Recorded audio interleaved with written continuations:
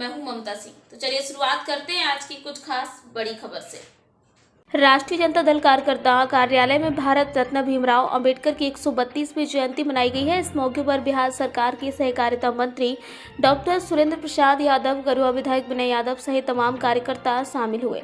इस मौके पर सहकारिता मंत्री डॉक्टर सुरेंद्र प्रसाद यादव ने कहा कि भारत रत्न डॉक्टर भीमराव अंबेडकर की 132वीं अवसर पर हमारे विधानसभा एवं गया शहर के तमाम कार्यकर्ता भीमराव अंबेडकर की जयंती मना रहे हैं। उन्होंने कहा कि जब संविधान बड़े पैमाने पर छेड़छाड़ हो रहा था तब भीमराव अंबेडकर मेरे सपने में आकर बोले कि इसे रोको। मैंने उसे बिल को लोकसभा में फाड़कर फेंका। मैं महिला बिल के खिलाफ नहीं हूँ। बाबा साहेब हमारे 125वीं जयंती इनका मनाया गया है। बाबा साहेब जो संविधान के निर्माता हैं और इन्होंने जो इस देश को दिए हैं, बाबा साहेब का दिया हुआ संविधान से ही यह लोकतंत्र चलता है। और सब लोग जानते हैं बाबा साहेब ने बोले थे शिक्षित हो, संगठित हो, तब संगठित हो। यानी बाबा साहेब इस देश के उन्नति के लिए शिक्षा के क्षेत्रों में जाने के लिए बोले थे।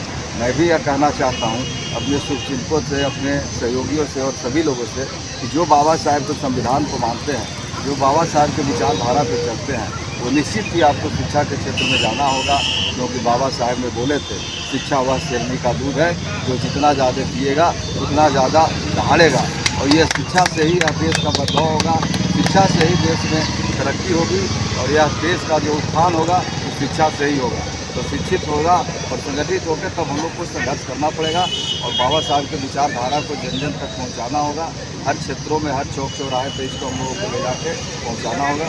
आज मैं इनके जयंती पर तो मैं सदा सुमन अर्पित करते हुए मैं अपनी वाणी को सुनाऊँ। अम्बेडकर साहब के 132वां जयंती के अवसर पर मैं अपने विधानसभा क्षेत्र में और राष्ट्रीय जनता दल के तमाम कार्यकर्ता पूरे गया जिला में शहर से लेके गांव तक इस बार जयंती बनाने का काम किया है। 132वां जयंती में बाबा भीमराव अंबेडकर के हर पंचायत में जो पंचायत अध्यक्ष है सारे लोग मना रहे हैं। अभी हम अपने शहर में मनाएं। अब यहाँ से निकलेंगे तो हम जाएंगे केवाली गांव अपने क्षेत्र में, वहाँ मनाएंगे। उसके बाद वहाँ से निकलेंगे तो बेलागंज में जाएंगे, फिर पाई बिघा में भी जाएंगे। इसी तरह से कई जगह में जाएंगे।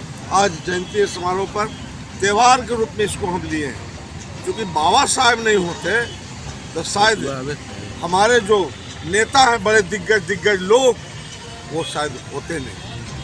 क्योंकि हक अधिकार बाबा साहब ने दिया, जुबान बाबा साहब ने दिया। कानून नहीं बनाते तो वह कानून के तहत हम लोग को हक और अधिकार नहीं प्राप्त होता।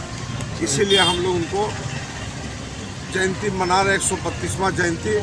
और उस जयंती में पर्व के रूप में हम लोग लिए, त्यौहार के रूप में लिए हैं। और बाबा साहब अमर रहें, बाबा साहब अमर रहें। एक जो बाबा साहब हक अधिकार की बात किए थे,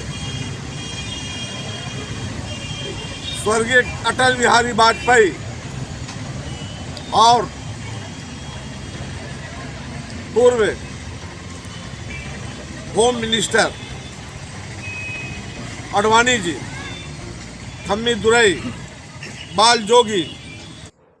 वक्त हो गया एक छोटे से ब्रेक का। ब्रेक के बाद फिर से हाजिर होंगे ऐसी कुछ खास बड़ी खबरों के साथ। तब तक के लिए नमस्कार।